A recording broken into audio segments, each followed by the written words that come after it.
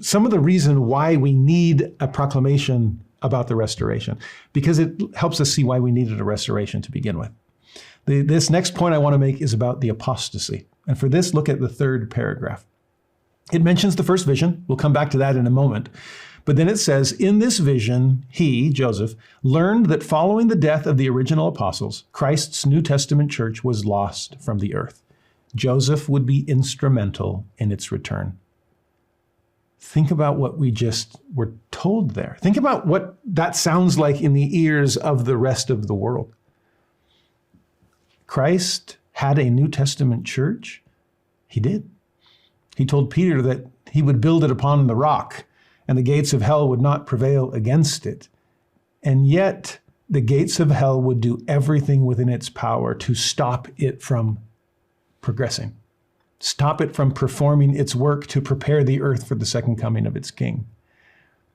In fact, after the death of Jesus, after the death of his apostles, cruelly martyred by a world that did not want to see the kingdom roll forth, there was a period of apostasy. There was a period of falling away, as Paul describes it.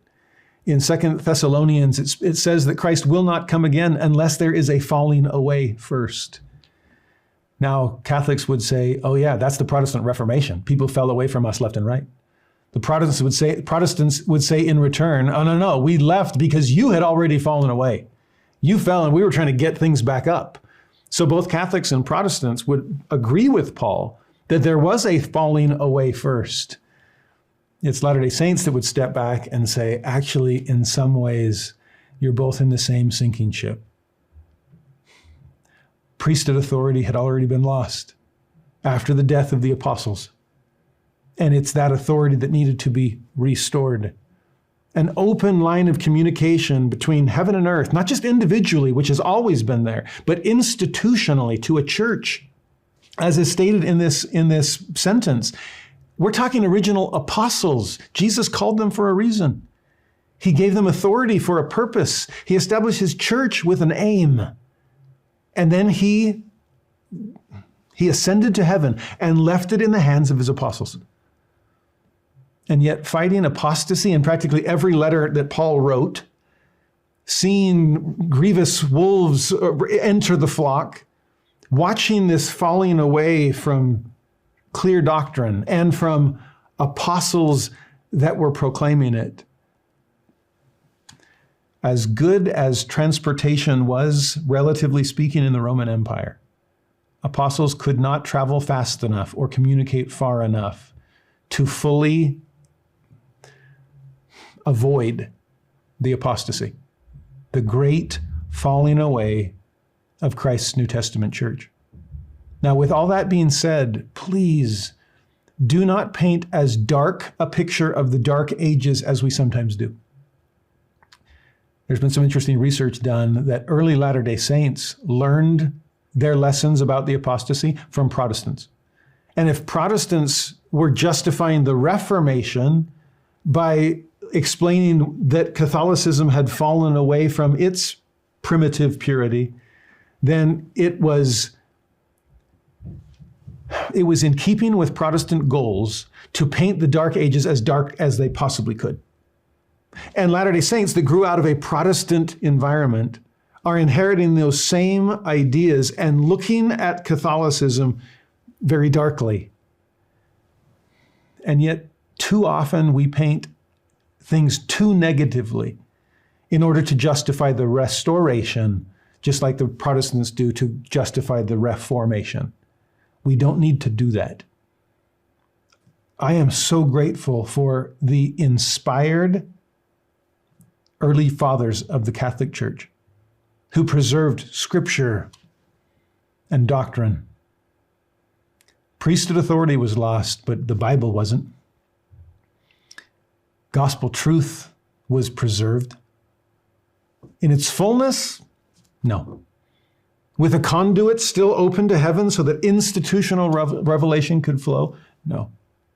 But goodness and truth and Christ-like attributes and a desire to stay connected to him were there through it all. Just as we owe a debt of gratitude to the Catholic fathers, we owe a debt of gratitude to the Protestant reformers.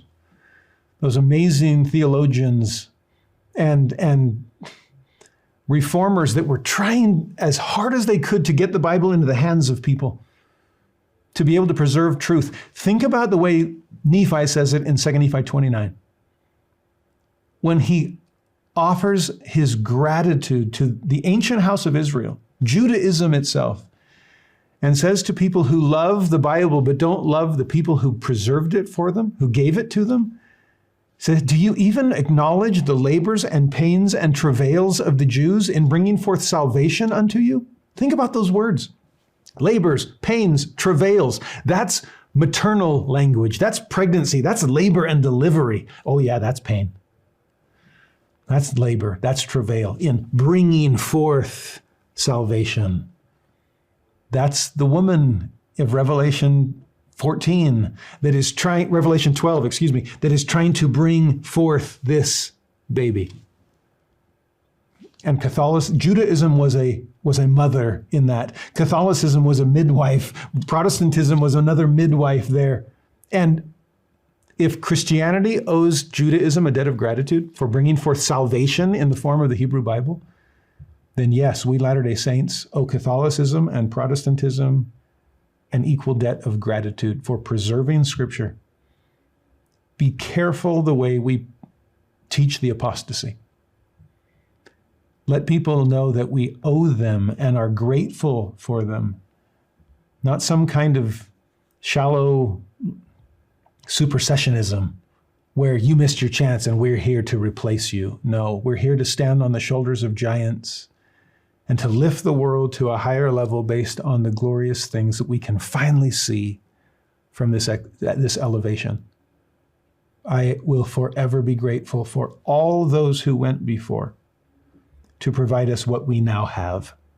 So teach apostasy, but teach it compassionately, teach it humbly, teach it gratefully in terms of all the things that escaped the apostasy, that gave the restoration something to build on. I hope that as we wrestle with these things, that we'll find the balance, the Goldilocks zone, as we prove these contraries. A need for a restoration. The Reformation was insufficient. But the restoration would have been impossible without all that was preserved along the way.